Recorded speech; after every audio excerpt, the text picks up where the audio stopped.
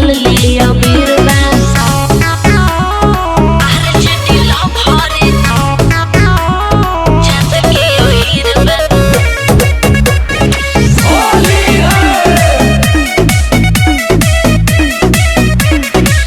ओढ़नी में दाग लगाइलू, लगता गोरी जुड़ा गइलू।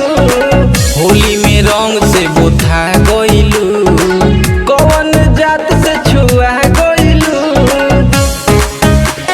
अरे बोला पिचकारी बाऊ पर चार पिता के उतले ता सवाद मिठाती तके। भाग्यशाली तोहर हाथ के लकीर बा।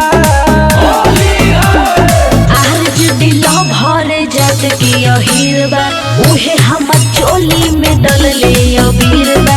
आज दिलो भर जात के अहीर बा, उहे हमर चोली में डल ले अबीर बा।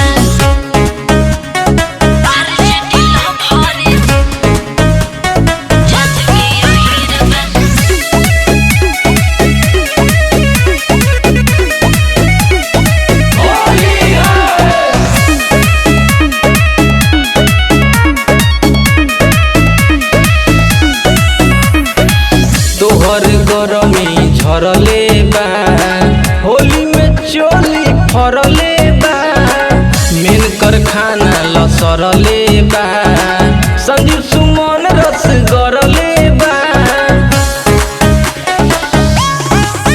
रंग डाली के आवे तरीका हो, कराया के सब बात फीका हो। तोर लागल नीतीश के फिकीर बा।